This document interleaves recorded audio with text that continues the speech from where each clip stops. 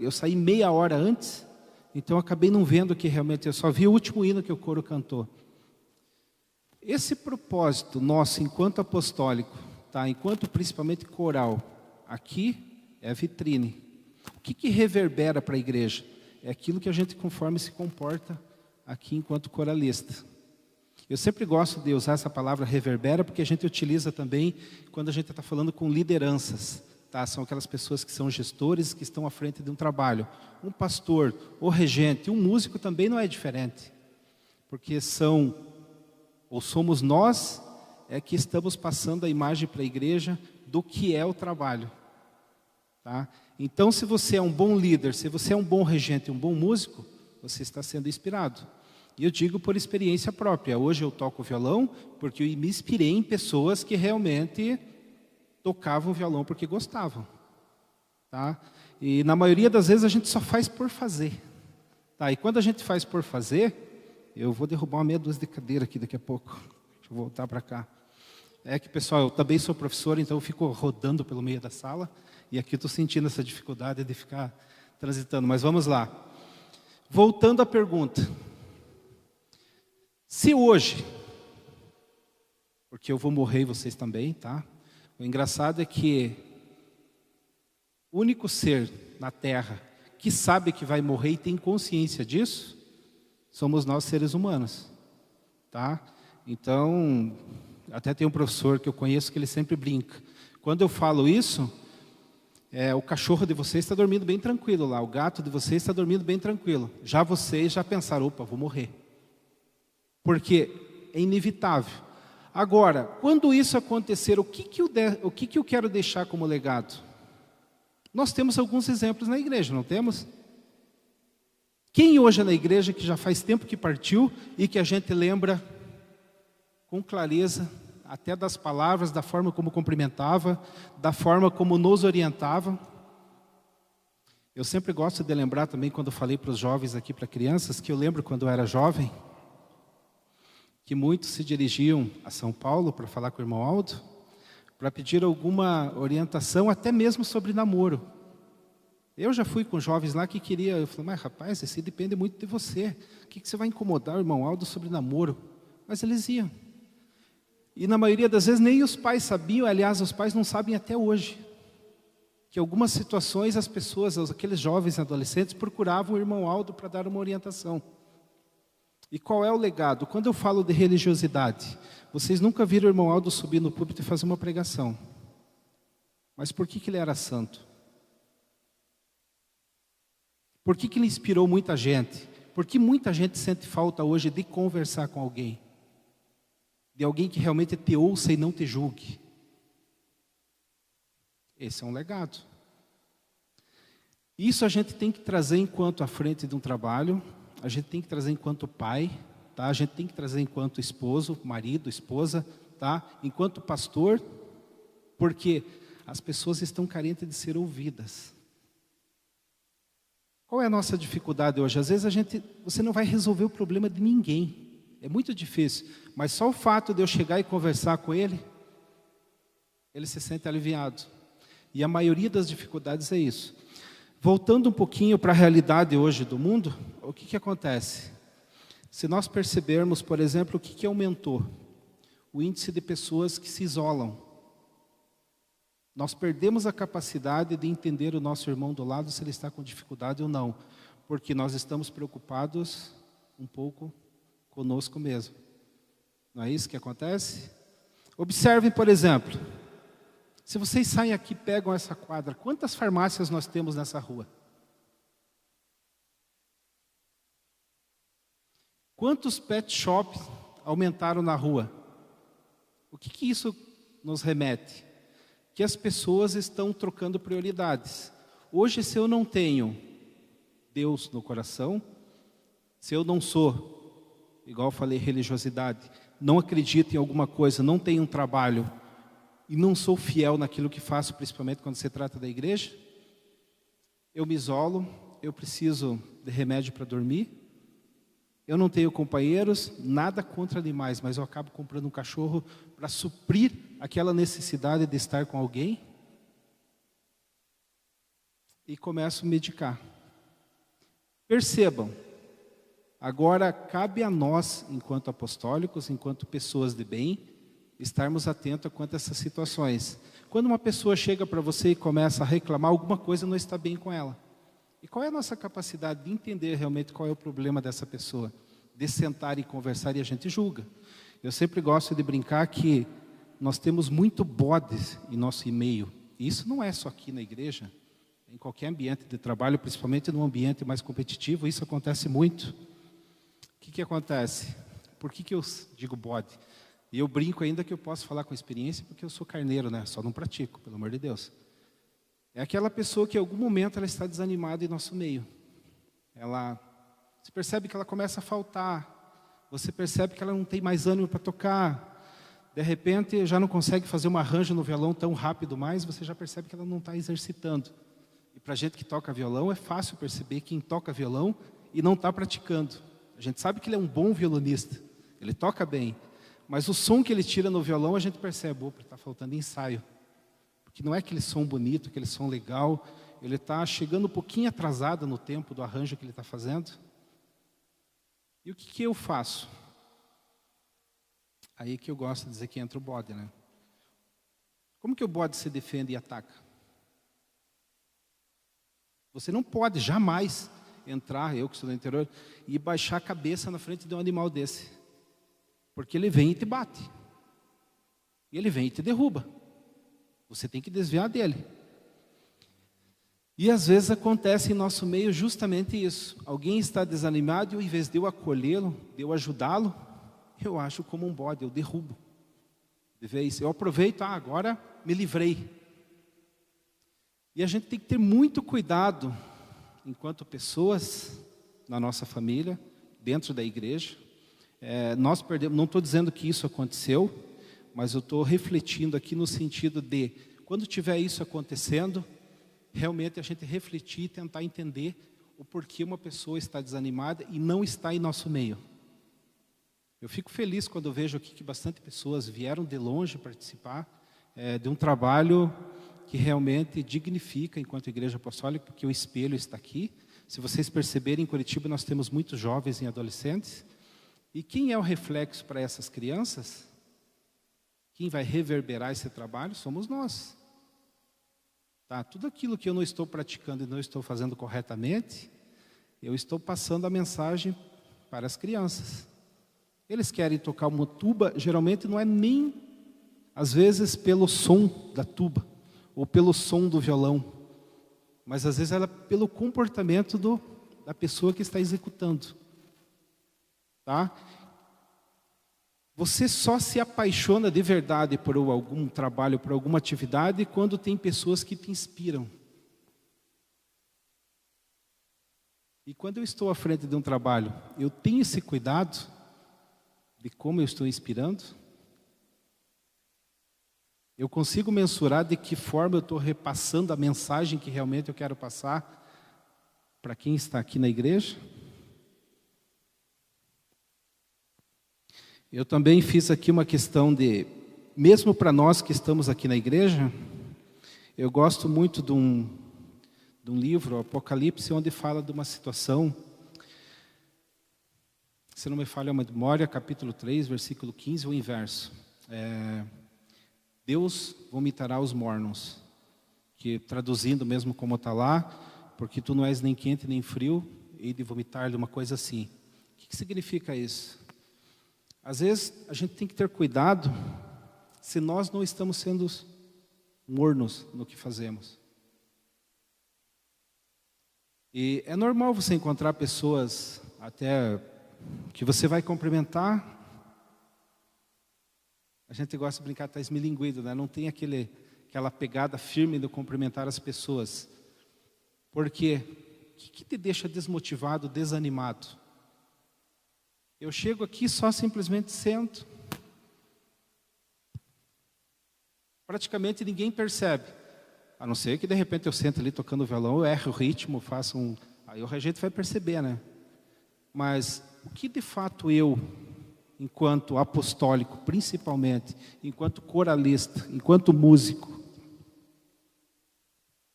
Eu falei que ia derrubar alguma coisa. Estou fazendo para que tenha uma melhora enquanto eu, pessoa, enquanto quem está ao meu lado.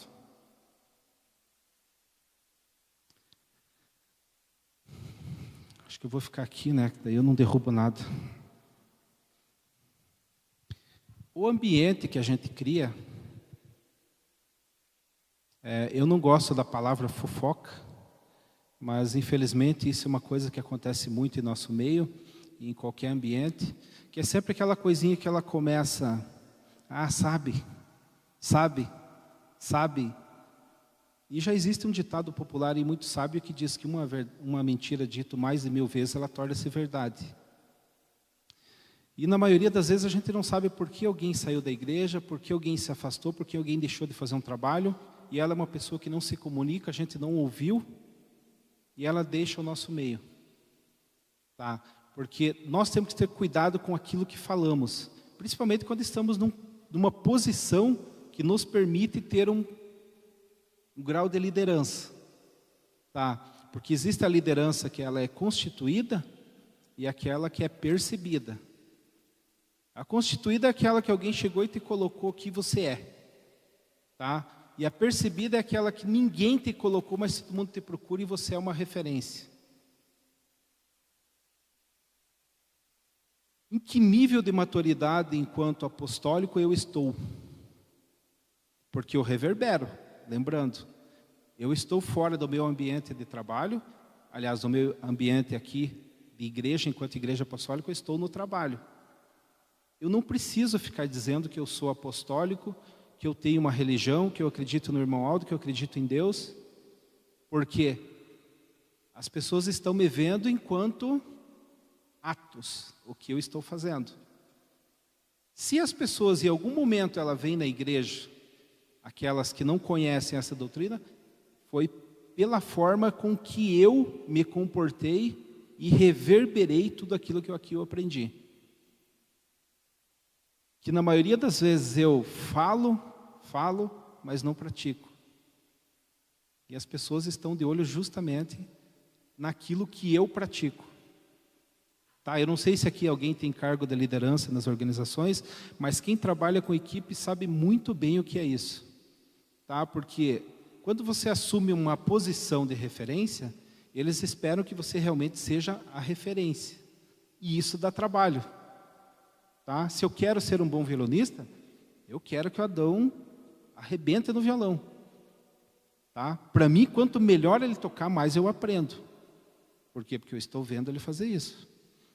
E ao contrário, ele também vai querer que eu cada vez, porque quanto mais a gente troca, mais a gente aprende. Porque eu sei muita coisa, mas vocês sabem muito mais do que eu. É essa troca que faz o crescimento.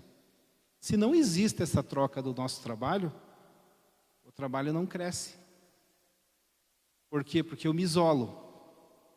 Não é porque eu canto bem, eu toco bem, que eu não tenho nada a aprender, eu não tenho nada a agregar. Tá? Quando a gente faz essa troca, o trabalho cresce.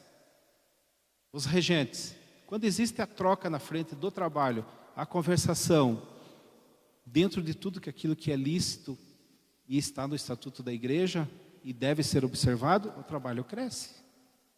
Agora, quando eu começo a individualizar, eu esqueço que tem todo um grupo. Eu começo a ter problemas. Isso é na minha vida pessoal, na minha vida profissional, aqui no trabalho espiritual que a gente tem, é a mesma coisa. Nós devemos ser uníssonos. Não enquanto música, mas enquanto aqui à frente de um trabalho.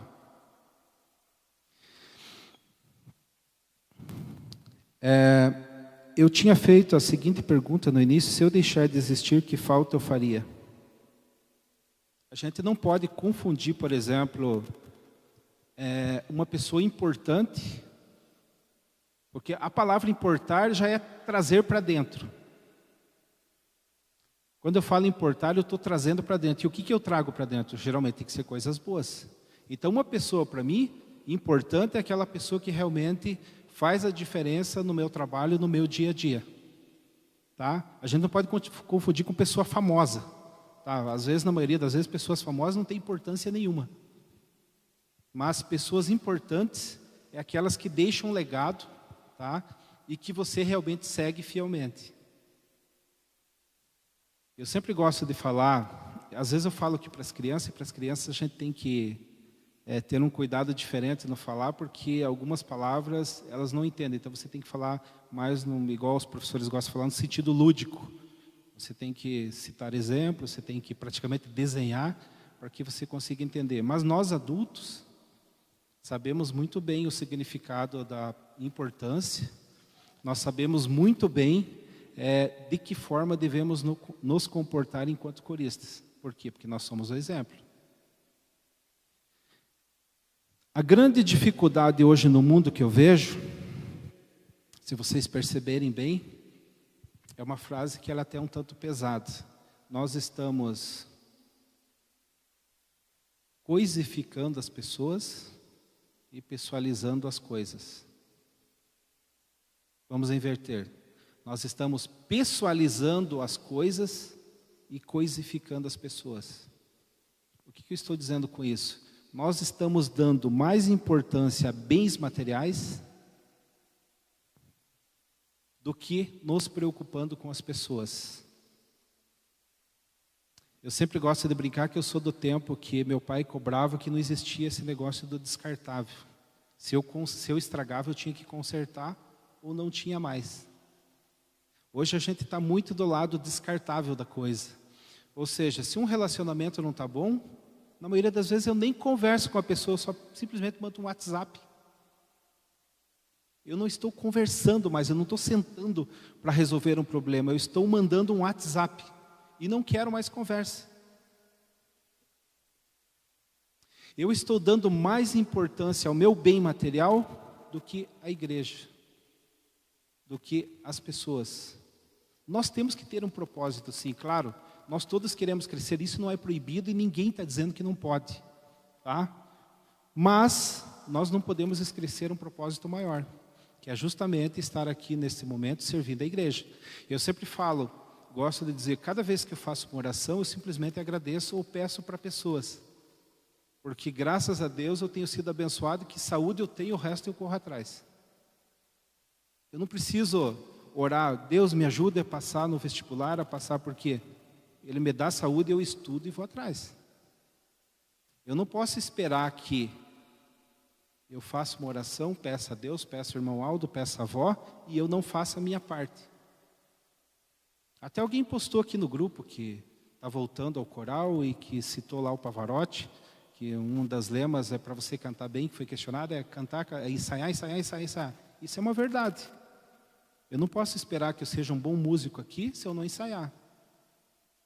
Eu sou abençoado no sentido que eu tenho todas as condições, principalmente saúde, e o resto é comigo. Eu estar nesse coral participando, cantando, é comigo. Eu já sou abençoado por ter saúde e ter a liberdade de aqui estar. Então o que mais eu quero? E às vezes as pessoas chegam também para a gente e perguntam, olha, estou com uma certa dificuldade, já não estou nem acreditando em Deus mais porque eu peço e não sou abençoado. Mas qual é teu problema? Você tem o livre-arbítrio para escolher. Se você fez um mal a alguém, você pede perdão a Deus, é óbvio. Ele vai te perdoar, o irmão Aldo vai te perdoar, a avó vai te perdoar. Mas e você conversou com o irmão? Você realmente sentou com ele e conversou, ao invés de mandar o WhatsApp cortando o relacionamento, você sentou com ele e conversou? Não, ele não me procurou. A gente sempre fica naquela, se não me procurar eu não falo nada.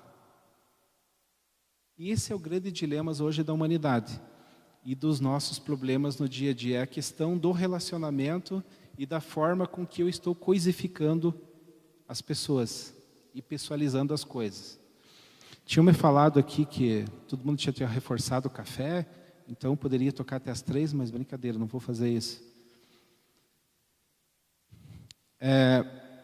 Como eu falei no início, a motivação, geralmente quando a gente fala em palavra motivacional, a gente entende que ela precisa ser uma coisa externa. Quando ela é externa, ela é temporária. Porque em algum momento você se motiva por alguma situação mas passado um determinado tempo você volta àquela rotina normal.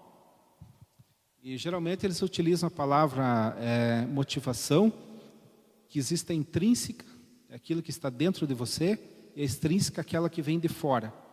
Qual é a nossa motivação interna? Quem que me motiva? Sou eu mesmo, com minhas obras, com as minhas práticas, com aquilo que eu acredito. Se eu não estou motivado, eu preciso rever conceitos. Onde é que eu estou falhando? Eu já toquei violão no interior, que eu andava 8 quilômetros com violão. Naquela época não tinha esses cases aí, né? E nem tinha condição de comprar mesmo. A gente colocava num saco. Sabe aquele saco de farinha? Para que não tomasse sol. E você andava 8 a 10 quilômetros com o violão nas costas para ir até a igreja. Hoje, se tiver uma garoa, 4 quadras eu já não ando a pé porque está chovendo. O que mudou de antes para hoje? Motivação? Se a motivação sou eu que tenho que ter dentro de mim e procurar? Você arrebentava uma corda do violão, você ficava 15 dias sem tocar porque você não tinha dinheiro para comprar uma corda. E hoje? Hoje, se arrebentar a corda do domingo, eu não tiver, eu pego o carro, vou correndo ali no shopping e já volto em 20 minutos e estou tocando de volta. O que mudou então que hoje eu não me sinto motivado mais para vir para a igreja? O que falta da minha vida realmente para eu sentar e conversar com meus familiares e com meus pares aqui na igreja para que eu me sinta melhor? Então a motivação, só recapitulando, ela é uma coisa que vem interna, vem de dentro. Tá? Eu tenho que estar sempre motivado, porque eu não vou ser eterno. Ninguém vai ser eterno, como eu falei. Em algum momento eu vou morrer e vocês também. Mas e qual é o legado que eu deixei enquanto igreja apostólica? Eu brinquei, né? Daqui a pouco eu vou estar de bengala aqui, não vou poder mais tocar violão. Eu não sei quem que vai usar bengala antes, Adão, se é eu ou é você, mas vai chegar no momento que a gente vai chegar aqui e eu não vou desistir de tocar meu violão. Tá? Agora, se me der artrite, artrose, eu não conseguir mais mexer o dedo, eu vou ter que mudar de instrumento, né? Ou então, de repente, ser um regente, um pregador, alguma coisa assim. Mas alguma coisa tem que me manter motivado. Eu tenho que fazer o meu melhor nas condições que eu tenho. Porque quando eu tiver melhores condições, eu vou fazer melhor ainda. Eu não posso ficar reclamando que eu não faço um solo porque o microfone não é bom, porque o som, porque os meninos do som, porque o regente. Se fazer o solo só depende de mim. Eu não posso reclamar que o meu violão, não toco porque o som, porque a corda, porque não sei o quê, porque se tocar violão só depende de mim. Eu tenho que procurar melhores condições para fazer o meu melhor. Mas isso não me dá o direito de desistir e arrumar uma desculpa para desistir. Quando a gente para e faz essa reflexão e para de dizer que o problema está sempre no outro, e na maioria das vezes ele está em mim, as coisas melhoram. Principalmente quando se fala de comunicação. Pense num problema que você teve na tua vida. Qualquer problema que deu maior encrenca. Pare e pense, não faltou comunicação em algum momento? Em algum momento esse problema, se tivesse se comunicado, conversado, falado, alinhado, isso não teria acontecido. Então nós precisamos conversar mesmo. Nós passamos 9 meses na barriga da nossa mãe só ouvindo. Não é isso que acontece? Você passa 9 meses na barriga da mãe só ouvindo. Você nasce com 2 ouvidos, uma boca. E na hora de resolver um problema, o que você não usa? Os 2 ouvidos. Que foi o básico do teu início da tua vida, que era ouvir. Tanto é que hoje os pediatras falam para os pais, né? Olha, converse bastante com o teu filho enquanto está na barriga. Por isso que hoje eles já nascem falando e sabendo tudo, né? Nossa, como as crianças de hoje realmente são mais espertas, não sei o quê. Não, é que é diferente. Hoje você já conversa com ele já na barriga. da mãe, quando ele nasce, ele já está praticamente...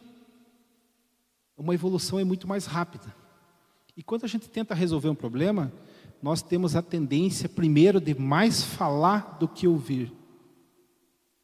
Na maioria das vezes, a pessoa está falando com a gente, e ao invés de a gente estar prestando atenção no que a pessoa está falando, o que nós estamos fazendo? Nós estamos pensando, maquinando o que nós vamos responder antes de entender do que a pessoa falou. Aí nós chegamos no conflito. Às vezes é melhor você chegar a ouvir hoje, ok, internalizar aquilo e conversar depois, do que você tentar responder agora, porque agora vai dar briga. Tá? Porque eu tenho aquela tendência a querer sempre me justificar, indiferente de eu estar certo ou errado. Mas é o princípio básico do relacionamento, da negociação e da resolução de conflito. Primeiro, ouvir. Segundo, depois negociar. Processar, principalmente quando o problema é um tanto complicado. Tá? Então, não quero tomar o tempo de vocês aí para o almoço. Eu quero agradecer novamente aqui a coordenação por essa oportunidade. Agradecer a direção também que permitiu. Eu acho que é uma das primeiras vezes que eu falo aqui na frente do coral. Então, uma responsabilidade é grande, porque temos aqui pessoas de fora, e quando você olha assim, que você assiste todos os vídeos aí das congregações do interior, você reconhece alguns rostos. Tipo, você às vezes não lembra de qual congregação é, mas você sabe que já sempre está vendo e está presente. E o importante é isso. É você sempre ser persistente naquilo que você faz, tá? Não desistir jamais e não arrumar desculpas para alguma coisa que de repente é comigo. Não é nem com o regente, nem com o músico, mas é comigo. Quem me conhece aqui sabe que eu não gosto de me envolver em conflitos. Às vezes as pessoas me procuram, o que eu faço, de que forma eu resolvo. A gente tem que analisar, e às vezes a gente tem que falar, igual dizia minha avó, na lata, né? Olha, me desculpe, mas o problema é você. Você já parou para perceber que você está agindo dessa forma, que você tá? Você parou para perceber que se você agir dessa forma, a coisa melhora? Você já tentou conversar? Ver por que ele está fazendo isso? A gente não tem essa reflexão, a gente não costuma fazer isso. Por quê? Porque a gente já vem de uma coisa assim, não gosta de perder. Não, comigo é assim. Escreveu, não leu, o pau comeu. Eu já vi pessoas falar assim, mas não é bem assim. E se você estiver errado? Já pensou quantas pessoas você prejudica? Então, essa reflexão enquanto pessoas, e você externalizar, deixar de coisificar as pessoas e pessoalizar as coisas, vai mudar a tua vida. Tá? Experiência própria. Tá? Hoje, na minha vida pessoal, além de trabalhar na empresa onde eu trabalho, que já estou há 23 anos, tá? Hoje eu tenho um cargo de gestão, trabalho com uma equipe relativamente grande, tá? Tanto aqui em Curitiba quanto espalhado pelo Paraná, e também atuo como professor. Tá? Como professor é mais ainda, porque imagine motivar alguém numa graduação onde eles só querem o certificado. Tá? Onde existe uma relação comercial, onde existem interesses. É uma situação difícil. E aí que você percebe o comportamento das pessoas. Isso vai ser em qualquer lugar. Não é o fato de eu ser apostólico que eu também não tenho problemas, dificuldades e não tenho que trabalhar algumas coisas pessoais. Existe sim. Mas eu não paro em relacionamento nenhum. Pois é, agora todos estavam errados, só você que não? Precisamos algumas vezes nos sentar e conversar conosco mesmo, pedir ajuda de alguém, na maioria das vezes, né?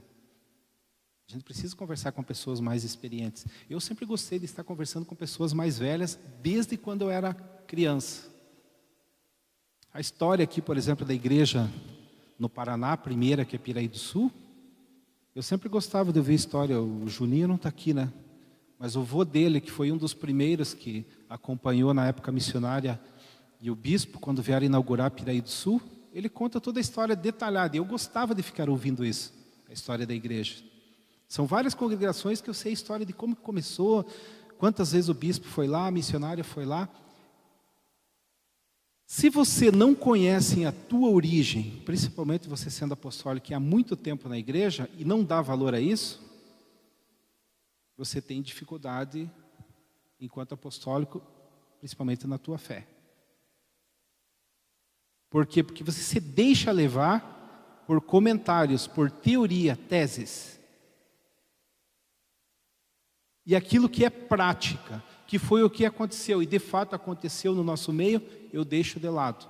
Por quê? Porque eu fui influenciado por alguém que me traz uma teoria, ó, veja bem, tal. Teoria, para quem é do meio acadêmico sabe, né? Alguém pode derrubar sempre. Se é uma teoria, ela é válida até que alguém crie uma outra melhor. Então não é para ser praticado no nosso meio.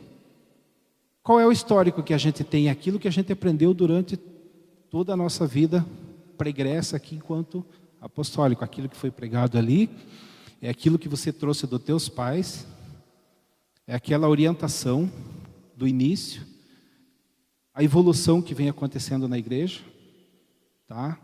Porque tudo evolui, tudo precisa evoluir, tá?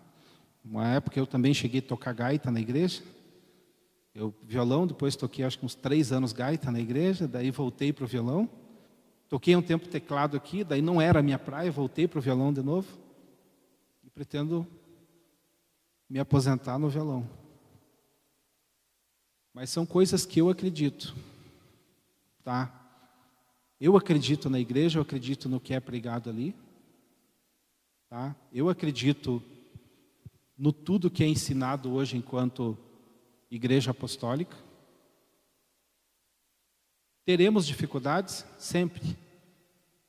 Tá? Eu já estou aqui há 31 anos, conheço todos, em linguagem clara, os perrengues que a gente passou e que a igreja passou. Desde lá da década de 70, quando tudo aconteceu, a evolução da igreja, não vou entrar em detalhes aqui, sempre houve um período em que um grupo se desliga e a igreja continua. Outro grupo se desliga e a igreja continua. Isso faz parte da evolução e da aceitação. Por isso que eu falei, se eu não conheço qual é a minha obra, o que realmente eu estou fazendo aqui, não pratico isso, na primeira dificuldade eu não enfrento. É muito mais fácil eu fugir, né?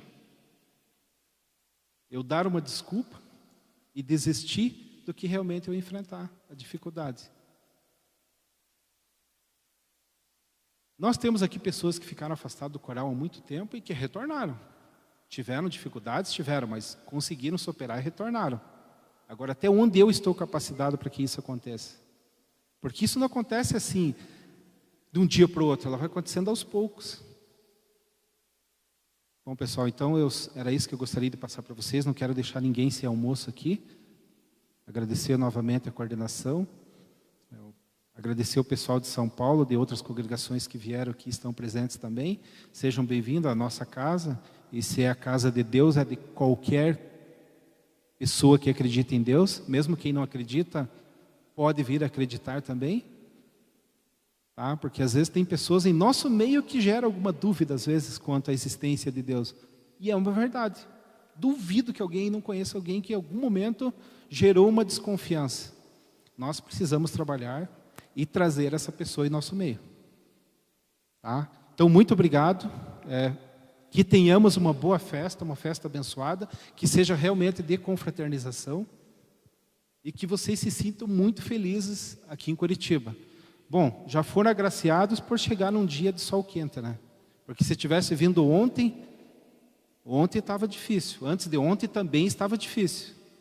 Tá? Tanto é que eu estou me recuperando do resfriado porque eu durmo com 7 graus e acordo com 28. Então não tem organismo que resista na maioria das vezes, principalmente quem também tem que estar se deslocando à noite, que é o meu caso, dando aula. Então de manhã frio, tira a blusa, daí você vai, esqueceu a blusa, esfriou de novo. E isso, depois que você fica de cabelo branco, complica um pouquinho.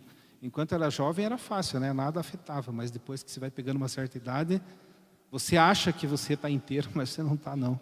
Então a coisa começa a complicar um pouquinho. Então pessoal, muito obrigado e tenha uma boa festa. Obrigado.